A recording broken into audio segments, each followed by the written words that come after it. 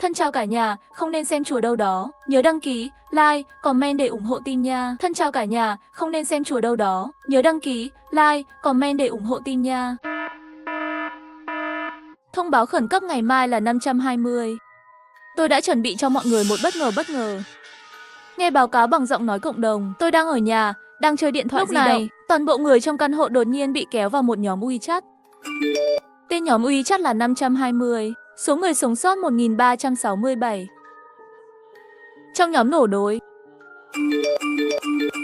Tình huống gì? Sao có thể có hơn 1000 người?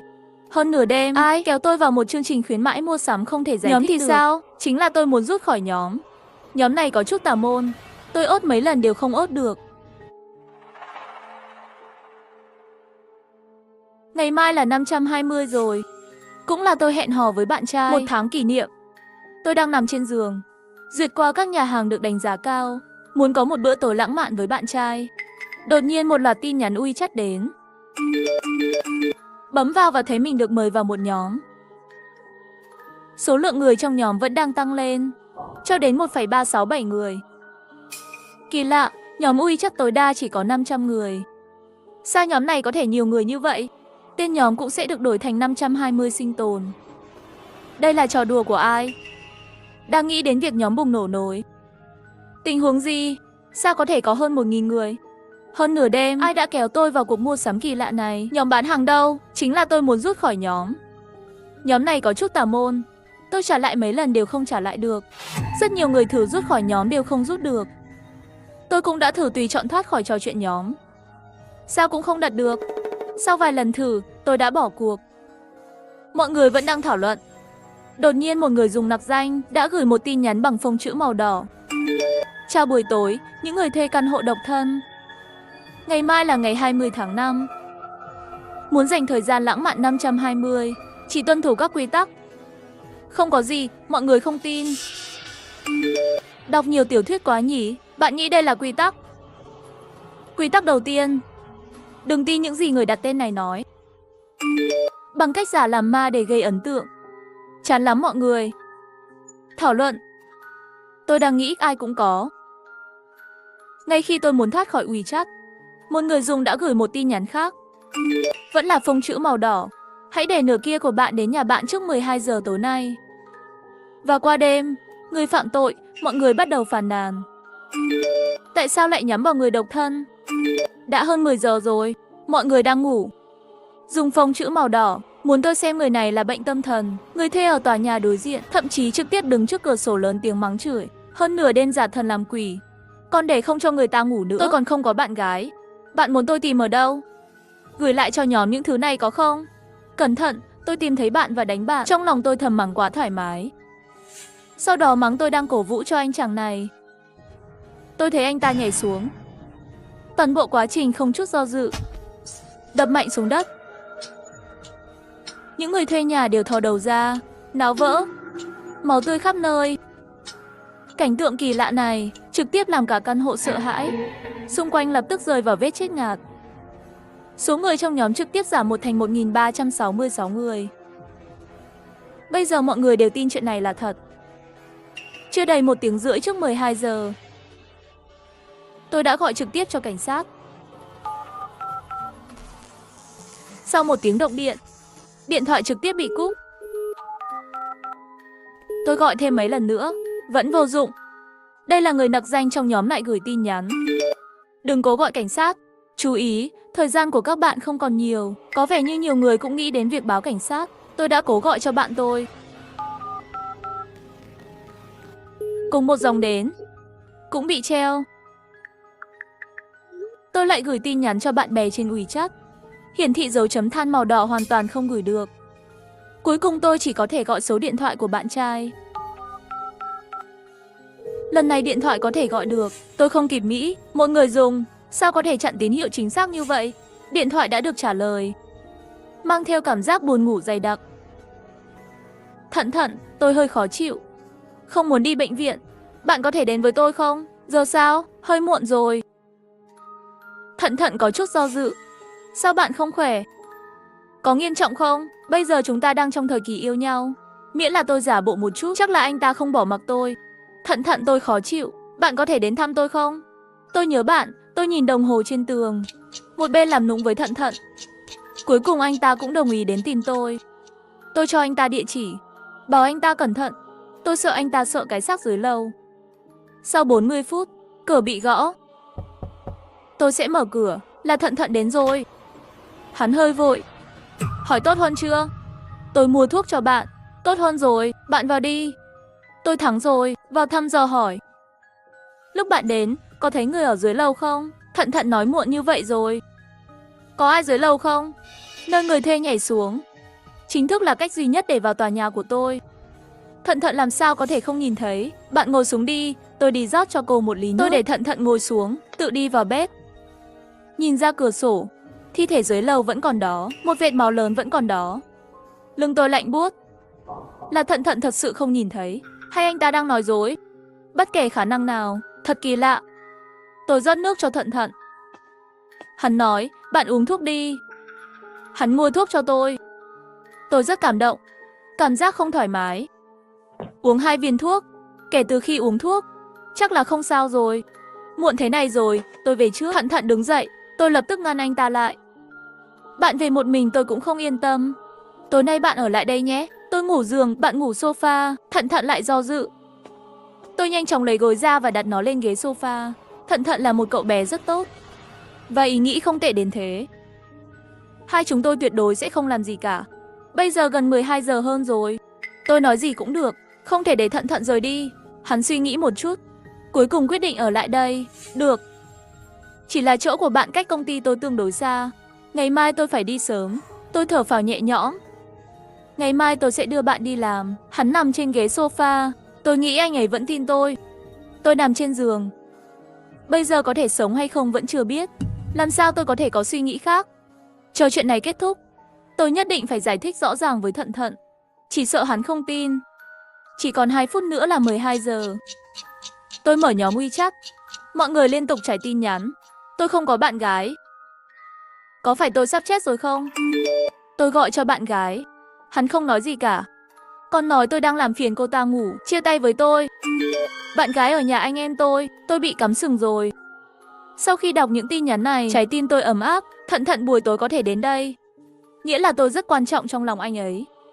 Tôi thầm thề, sau này nhất định phải đối xử tốt hơn với anh ta. Đúng 12 giờ, trong căn hộ có đủ loại tiếng kêu thảm thiết, làm người da đầu tê dại. Ngay lúc này, số lượng cũng đang giảm. Cuối cùng chỉ còn lại 275 người. Số người trong nhóm giảm hơn một nửa trong nháy mắt. Đây chắc chắn là một bức tranh quy mô lớn. Những người còn lại bị sốc. Một người lại dùng màu đỏ trong nhóm, phông chữ gửi tin nhắn. Chúc mừng những người sống sót. Bây giờ 520 khó quên sắp bắt đầu. Ngày 20 tháng 5 quy tắc căn hộ như sau. 1. Đừng để nửa kia xem nội dung điện thoại của bạn. 2. Một quy tắc mới sẽ xuất hiện mỗi 6 giờ. 3. Mỗi khi có quy định mới, quy tắc trước đó tự động hết hạn. 4. Sẽ không có sự lặp lại giữa các quy tắc. 5. Không ai được rời khỏi căn hộ. 6. Thời gian quy định của căn hộ là 24 giờ. Sau 24 giờ, những người sống sót có thể rời đi. Xem xong quy tắc, tôi thở dài. Nói cách khác, miễn là tôi vượt qua được 4 quy tắc, an toàn. Ngay sau đó, người dùng ẩn danh gửi quy tắc đầu tiên trong nhóm. Từ 0 giờ đến 6 giờ, không ai được phép nói chuyện, đánh máy. Mọi người lại bắt đầu quét tin nhắn. Không cho người ta nói chuyện còn không được nhịn chết. Nếu tôi không nói chuyện, bạn gái chắc chắn đang vội với tôi. Nếu không cho nói chuyện, vậy thì ngủ đi, dù sao 6 giờ vẫn còn sớm. Câu nói này đã được mọi người đồng ý. Đúng vậy, ngủ không được rồi. Nhưng tôi ngủ ngáy. Đây có phải là nói chuyện không? Bạn dán dính miệng của bạn. Mọi người nói đều có lý. Nhưng tôi nghĩ sẽ an toàn hơn nếu không ngủ. Nếu nói chuyện trong giấc ngủ thì sao? Sau khi quyết định, tôi quyết định làm đến 6 giờ. Không biết tại sao, đầu tôi bỗng nhiên choáng váng, không có tinh thần. Tôi cố gắng cầm lấy băng keo rộng ở đầu giường. Sau khi dán miệng vào thì ngã xuống. Đột nhiên có một tiếng động lớn. Tôi tỉnh dậy. Tôi ôm tim đập nhanh, vừa định mở miệng mắng. Tin thấy miệng bị dính băng keo. Đồng thời tôi nghe có người mắng. Vãi đản! Chuyện gì vậy? Âm thanh ở đâu ra? Tiếp theo là 2 tiếng hét.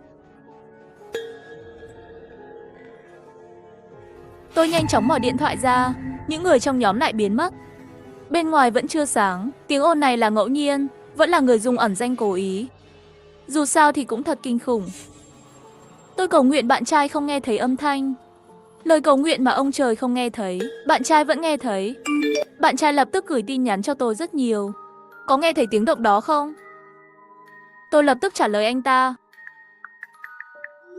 Âm thanh đó quá lớn, trực tiếp bị tôi đánh thức.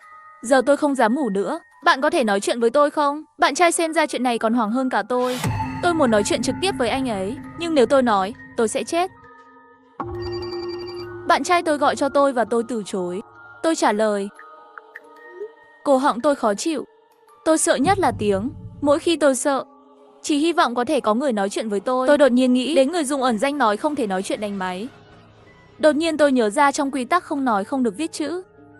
Nhưng tôi nhận ra là tôi vừa đánh máy cho anh ta. Làm sao đây? Trái tim tôi run rẩy. Tôi hoảng quá, trong lòng càng ngày càng sợ hãi. Trong lòng nghĩ bây giờ chỉ có thể đợi đến sáng xem thôi. Trong trường hợp này, tôi vẫn chọn viết ra. Tôi đi tìm Thận Thận, tìm giấy bút, bắt đầu viết Thận Thận.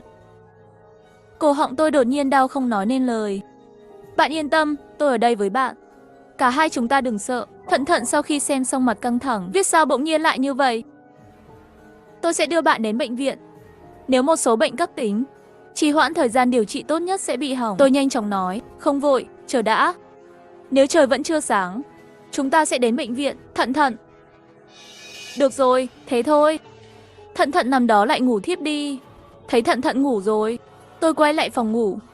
Tôi không dám ngủ, thỉnh thoảng nhìn đồng hồ trên tường, nhưng luôn cảm thấy chóng mặt không tỉnh táo. Khi tôi nhìn lại đồng hồ, còn 2 phút nữa là đến 6 giờ rồi. Thân chào cả nhà, không nên xem chùa đâu đó. Nhớ đăng ký, like, comment để ủng hộ tin nha. Có tin được không? Một người đàn ông bị ám ảnh bởi giáo viên toán của mình. Sau 15 năm bị giam ở nhà làm vợ. Và mẹ của người đàn ông này từng mô tả con trai mình như vậy. Hắn là một con vật không có cảm xúc, như chó hoang vậy. Tiết Minh sinh năm 1950, sinh ra ở tỉnh Đài Loan của Trung Quốc. Cha mẹ đều là trí thức cao cấp. Năm 1958, do cha của Tiết Minh trở thành Minnesota, Mỹ, một giáo sư đại học, cho nên Tiết Minh 18 tuổi, đi theo gia đình, định cư tại California, Hoa Kỳ, là ông chủ của gia đình. Trên người nên gánh vác một số trách nhiệm. Nhưng sự thật là hắn không bao giờ chia sẻ nỗi lo của cha mẹ mình, ngược lại là lợi dụng thân phận đại ca của mình. Khi cha mẹ đi vắng, thường xuyên đấm đá 2 em trai. Trên người hắn hoàn toàn không nhìn thấy một cái sự ngây thơ và đơn giản của một đứa trẻ 8 tuổi, nhưng luôn có thể cảm nhận được Tiết Minh Sinh bụng đầy xấu. Khi Tiết Minh Sinh 10 tuổi đi ngang qua nhà hàng xóm, nhìn thấy cặp đôi bên trong chơi đùa, thấy 2 người không vừa mắt. Vì vậy, hắn về nhà và tìm thấy quy trình đốt lửa, đốt nhà hàng xóm. Nếu không phải người bên trong phát hiện kịp thời, sợ sẽ giết người. Học danh tiếng, mặc dù không thừa hưởng tính cách tốt đẹp của cha mẹ, nhưng lại được thừa hưởng từ bộ não thông minh của cha mẹ. Sau khi chuyện này xảy ra, trước mặt cảnh sát, luôn giả vờ mình là một đứa trẻ ngu dốt. Chính mình là không cẩn thận, qua đó rửa sạch tội danh của mình. Sau khi chuyện này xảy ra, sâu bên trong, suy nghĩ xấu xa ngày càng nhiều. Hắn thậm chí còn gia nhập một băng đảng tội phạm gần đó. Dưới ảnh hưởng tinh tế của bạn bè, Tiết Minh Sinh càng ngày càng mạnh dạn, ăn uống vui vẻ đều thành thạo, giống như một người khác. Tiết Minh Sinh vốn rất khó kỷ luật, nhưng vào lúc này, cha hắn bị ung thư. Ông qua đời khi gia đình cần ông nhất. Sau cái chết của cha, tính cách của Minh Sinh càng ngày càng quái dị. Hắn trở nên không muốn nói chuyện với người khác nữa. Phản ứng với phụ nữ là bất thường. Lúc này đã bước vào tuổi dậy thì Tiết Minh Sinh bắt đầu không chịu được ham muốn xấu xa bên trong, đưa móng vuốt về phía mẹ mình. Lúc đầu hắn chỉ nhìn trộm mẹ thôi, tắm và thay quần áo. Sau này thậm chí còn trốn dưới gầm giường mẹ vào ban đêm, hành xấu sai trái với thực tế trong khi mẹ đang ngủ. Hành động biến thái như vậy làm cho mẹ hắn cảm thấy rất sợ hãi. Mẹ không thể chấp nhận được. Vì lý do này còn đặc biệt gửi con trai đi điều trị tâm lý. Tuy nhiên, học danh tiếng là một học bá thật sự. Thành tích học tập luôn đứng đầu. Dựa vào thành tích, hắn vào một trường trung học tốt ở địa phương. Năm 1965, Tiết Minh gặp người tình trong mơ của mình, Meiji. Meiji là giáo viên toán của Tiết Minh. Trông rất nổi bật. Phương pháp dạy học cũng rất đặc trưng. Minh Sinh nghiện Meiji, không thể tự giải thoát khỏi giọng nói dịu dàng của cô. Không lâu, Tiết Minh Sinh liền lấy hết can đảm nói với Meiji. Nhưng Meiji chỉ cười thôi, không để ý. Bởi vì cô ấy nghĩ, tuổi dậy thì những sinh viên trên trẻ đẹp nữ giáo viên. Tạo thiện cảm là một việc rất bình thường. Chờ cho đến khi học sinh hiểu được điều gì sau tình cảm thật sự, sẽ không còn bị ám ảnh bởi giáo viên nữa. Sự say mê của Tiết Minh đối với Meiji không chỉ không giảm, càng ngày càng mạnh. Mặc dù biết Meiji đã có chồng và con, vẫn theo dõi Meiji mỗi ngày sau giờ học. Để Meiji không phát hiện ra, hắn còn mua một đôi giày đi bộ không tiếng động. Thấy Meiji về nhà nấu ăn trong bếp, hắn sẽ trốn ở góc nhà, tưởng tượng về cuộc sống với Meiji. Điều điên rồ hơn là đôi khi hắn không ngủ được vào ban đêm, sẽ lẻn ra khỏi nhà, đến trước cửa nhà Meiji, ngồi trên bậc thang mơ về những thứ không tồn tại. Lâu rồi, tưởng tượng không còn thỏa mãn. Tâm lý biến thái của Tiết Minh Sinh, hắn bắt đầu viết nhật ký. Nội dung bên trong càng xấu xí, đầy những suy nghĩ mèo mó và ghê tởm. Nó bao gồm quá trình làm thế nào để xâm phạm giáo viên. Theo thời gian, học sinh không còn hài lòng với ảo tưởng, mà là muốn đem trong tiểu thuyết, nội dung mô tả đưa vào thực tế. Ngay khi hắn lên kế hoạch cho việc này, Meiji từ chức và chuyển nhà cùng chồng, đi đến một nơi khác để sống. Giấc mơ của Minh Sinh đã tan vỡ.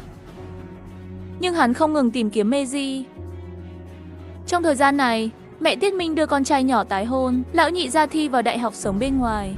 Ngôi nhà ban đầu chỉ còn lại một mình Tiết Minh Sinh. Năm 1975, Tiết Minh tìm thấy quê hương của Meiji. Hắn đột nhập vào nhà bằng súng, cố gắng bắt cóc Meiji. Nhưng hắn hoàn toàn nhầm rồi. Ở đây là bố chồng và mẹ chồng của Meiji. Sau khi Minh Sinh hỏi và hiểu tình hình, cảnh cáo hai cụ già không được nói ra sự việc. Trước khi cảnh sát đến bắt hắn, sẽ đến và giết bọn họ trước. Mà hai vị lão nhân thấy người trong nhà đều không có tổn thất, thật sự không báo cảnh sát. Năm 1979, vợ chồng Meiji đã kết thúc cuộc sống bên ngoài, trở về nhà cũ. Tin tức này rất nhanh đã được Tiết Minh Sinh biết đến. Nhiều năm tình yêu thầm kín lại bùng cháy, hắn lại bắt đầu lên kế hoạch bắt cóc Meiji. Lần này hắn không hành động ngay, nhưng chuyển đến gần nhà Meiji, bắt đầu theo dõi và theo dõi. Minh Sinh thông qua nhiều phương pháp khác nhau thu thập thông tin về Meiji. Hắn thậm chí còn biết chìa khóa dự phòng nhà Meiji giấu ở cửa. Thường khi họ không có ở nhà, lén vào nhà, chơi với đồ đạc cá nhân của Meiji. Đôi khi, hắn thậm chí muốn trực tiếp đánh ngất Meiji trong phòng ngủ, nhưng luôn có trẻ em và hàng xóm ở nhà.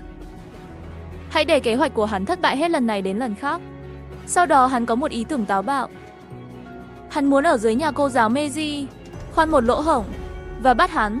Nhưng bởi vì khoan thủ công tốn thời gian và công sức, không thành công, chỉ là trên sàn nhà nơi Meiji để lại những lỗ nhỏ.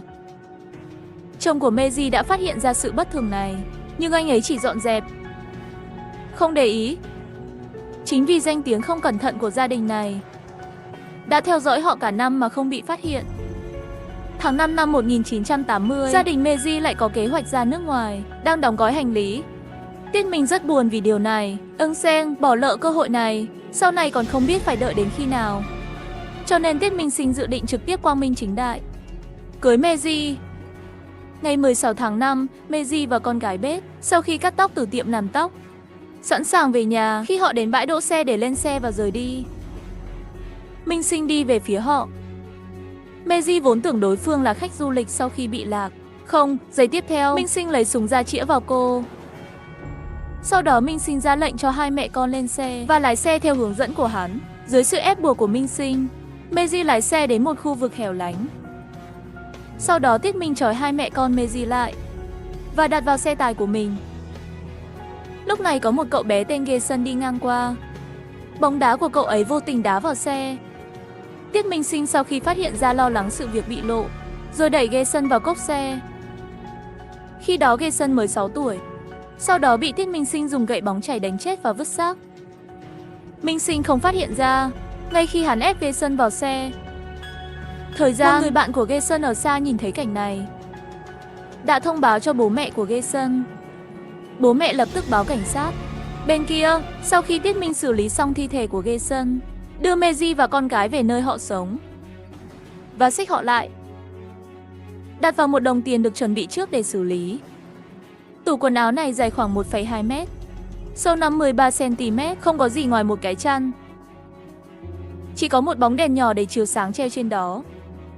Từ bóng đèn nhỏ này có thể nhìn thấy Tiết Minh hình như chuẩn bị rất lâu. Đêm đó, hắn đã lôi Meiji ra. Hắn trói Meiji một mình trên ghế, sau đó dùng video máy ghi lại những gì hắn ta đã làm sau đó.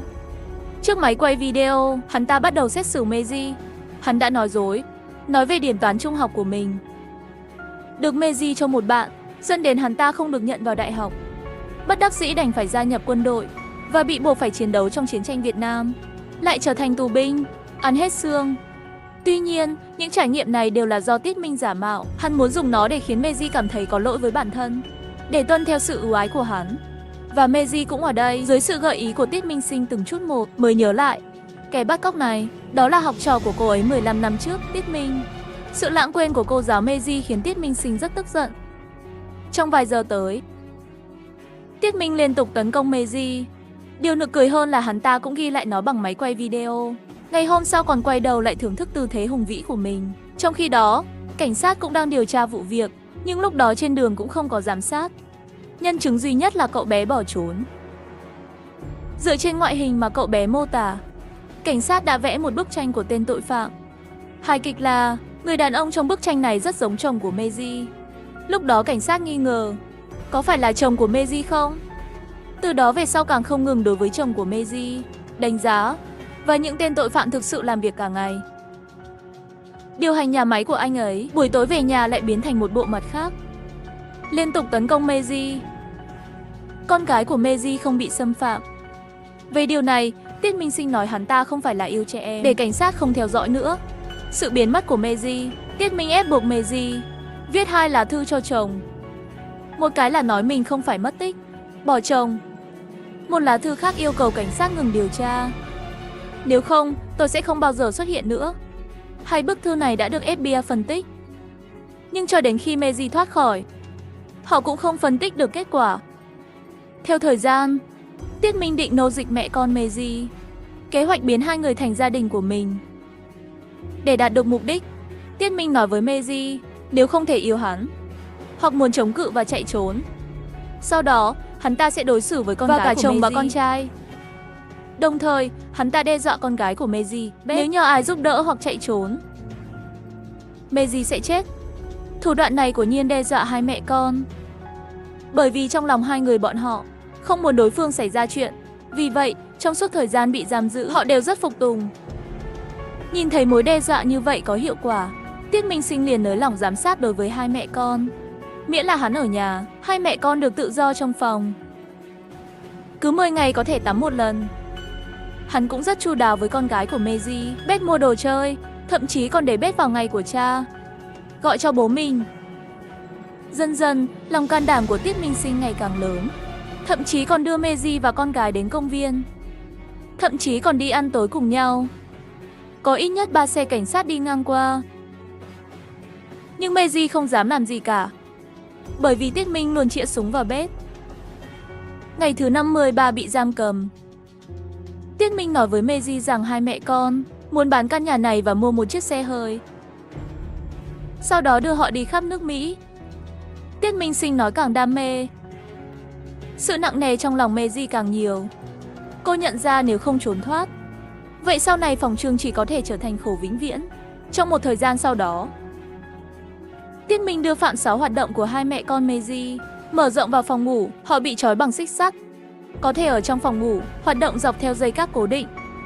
Một ngày trước khi đi làm, sẽ khóa dây cáp của Meiji và Beth qua đỉnh của cửa tủ, kết nối và đưa nó qua, cho phép họ trên chiều dài của cáp tự do di chuyển quanh phòng ngủ. Sau khi Trung đi ra ngoài, Meiji nhìn chằm chằm vào cửa bếp, đột nhiên có một ý tưởng táo bạo. Chỉ cần tháo trục lá sen ra khỏi cửa bếp, có thể chạy trốn. Meiji nhớ lại cha mình khi ông còn nhỏ. cách tháo trục lá sen, dùng kẹp tóc mà mình lén giấu đi, tháo đinh trên cửa tủ quần áo, mở đầu kia của sợi xích. Rồi Meiji dùng điện thoại trên lầu đã gọi cảnh sát. Sau đó, cảnh sát đến nhà Tiết Minh Sinh, giải cứu mẹ và con gái Meiji. Sau khi được giải cứu, Meiji mới biết Tiết Minh giam giữ tòa nhà của mình, nằm cách nhà mình 10 km. Đồng thời, cảnh sát cũng ở bên ngoài nhà máy của hắn, bắt hắn. Trong tù, Minh Sinh vẫn không bỏ cuộc. Hắn đã mua chuộc di chất Gojin, người sắp ra tù, yêu cầu hắn giết Meiji và Beth. Để ngăn họ làm chứng, hắn gửi cho Gojin một tấm séc 1.000 đô la, hứa sẽ cho anh ta thêm 50.000 đô la khi anh ta còn sống. Nhưng Gojin đã đưa thông tin này cho FBI. Kế hoạch diệt khẩu của Tiết Minh Sinh không thể thực hiện được. Tháng 10 năm 1981, cảnh sát tìm thấy ở ngoại ông thi thể của Jason bị Tiết Minh đánh chết.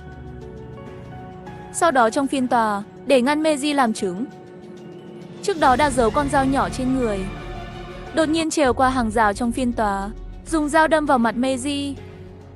Meiji bị khâu 62 nhát ở một bên má. Nhìn Minh Sinh không chút hối hận, bồi thẩm đoàn nhất trí kết tội hắn, bị kết án 70 năm tù. Tuy nhiên, hắn không tỏ ra hối hận, thậm chí còn đe dọa khi ra tù sẽ giết Meiji. Nếu Meiji chết, sẽ giết con của cô. Năm 2010 và năm 2016, hắn đủ điều kiện để được tạm tha 2 lần. Nhưng thẩm phán thông qua đánh giá tổng hợp, nghĩ rằng hắn ta là một mối nguy hiểm xã hội, sẽ ảnh hưởng đến an toàn xã hội, cho nên hủy bỏ tư cách giả sự của hắn, để hắn tiếp tục ngồi tù. Điều đáng ngạc nhiên là, ngay cả sau sự tra tấn khủng khiếp này, Meiji vẫn chọn cách tha thứ cho hắn. Cô nói trong cuộc phỏng vấn, chúng tôi tiếp tục cầu nguyện cho hắn, vì Chúa là đấng nhân từ. Nhưng tôi không cảm thấy cần phải liên lạc với hắn nữa. Bất kỳ hình thức tiếp xúc nào với hắn, tất cả đều không khôn ngoan.